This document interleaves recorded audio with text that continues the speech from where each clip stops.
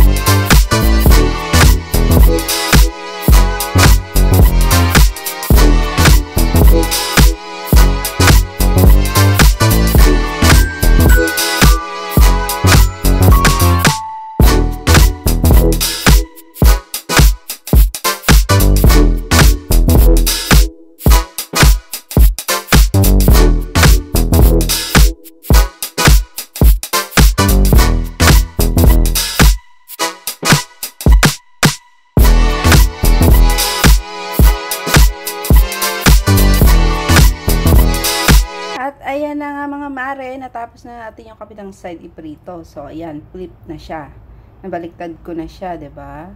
So, hintayin natin ulit mag golden brown ang side na yan. At ine-next natin ang second batch ng ating chicken wings. So, nga pala guys, gumamit ako dyan ng whole chicken wings. Bale, inano ko lang siya. Ano man tawag doon? Hinati ko lang siya sa dalawa. So, separate yung drumstick. Kita nyo naman dyan sa video, di ba? Kasi, pangit naman kainin buong chicken wings, tapos yung sauce mapupunta sa buong bibig mo, di ba? So, kailangan, yung kailangan is bite size lang siya. O, di ba? Para hindi hassle kainin. Ayan, na-fry na natin ang parehong magkabilang side ng ating chicken wings. So, hintay naman natin ang next batch ng ating chicken wings. At ayan na nga guys, agad-agad isusunod ko na ang drumstick part ng ating chicken wings kasi di ba nga hinati ko lang yung aking whole chicken wings. So, ayan na guys siya. By the way guys, pwede nyo naman siyang i-deep fry, pero since hindi deep fry ang ginawa ko, pan fry lang siya, kailangan ko siyang i-fry ng 2 times. Kasi pag deep fry, masyadong oily, diba? So, yung way ko, pwede nyo i-apply sa pagluluto nyo, i-bet nyo, or gusto nyo deep fry. It's your choice, sabi nga. Para naman malesen natin yung mga excess oil. Excess ba? Ano ba? Basta yun na yun. Yung sobrang mantika. Gamit tayo ng strainer. Para yung mga labis-labis. Ayan. Madadry. Mas madadry yung ating chicken wings. O, diba? Ayan. Hirap na hirap ako mag-chopstick dyan. Kasi ba naman, yung gamit kong chopstick is metal pala, at saka flat pa siya, Korean chopstick. So, hirap na hirap ako guys.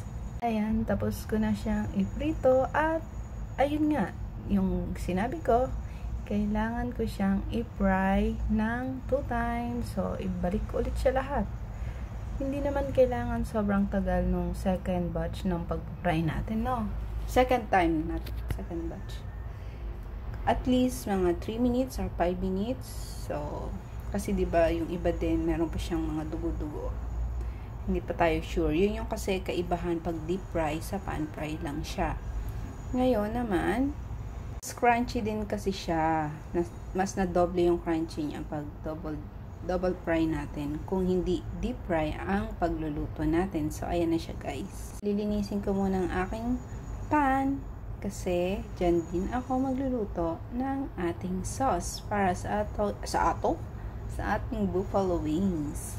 Pasensya na po kayo sa mga words ko. Hindi ko na makontrol. Nabubulol na ako dito. Kailangan ko yatang huminga. At ayan nga guys, gamit ko lang is paper towel para nilisin ko ang ating pan. Kasi flex ko na din, bagong bili kasi ni Amo yan. Kaya feel kong magluto. Ang sarap magluto dyan kasi non-sticky siya, walang hassle paglilinis, at saka bagong-bago. Nag-melt nga pala ako ng butter. So, next ko dyan, after butter, yung ating garlic. Yung garlic natin, syempre, kailangan natin brown at yung amoy, diba? Ang sarap ng amoy niyan. Hintayin natin maamoy yun. After nyan, sunod naman natin ang chili sauce or hot sauce. After ng ating hot sauce, lalagay naman natin ang ketchup.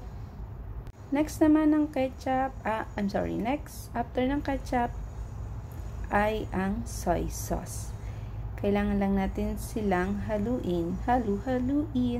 Guys, hindi ako gumagamit ng measuring cup. Oops, naglagay din pala ako dyan ng brown sugar. Tayo doon sa hindi ako gumagamit ng measuring cup, bukod sa hindi available dito sa kusina namin ng measuring cup. Nasanay na talaga ako ng ganyan. At saka hindi ako professional cook. Pasensya na kayo. Yung luto ko is cham-cham lang. Kaya wala siyang mga measure. Kung ano yung sa palagay kong panlasang okay, gora. At make sure guys, ang paggawa nyo ng sauce para sa ating buffalo wings ay sapat para makover ang ating mga chicken wings. Kasi nandun yung pinakasarap niya sa sauce, diba? Nilagyan ko rin siya ng sesame seeds para mas yummy.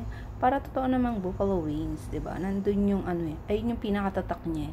At saka ang lasa niya guys is medyo matamis-tamis na maanghang. Yes. Ayan nga. Tapos na pala. Oh my gosh, hindi ko na malayan. Tapos na pala yung pinaggagawa kong laro. Char.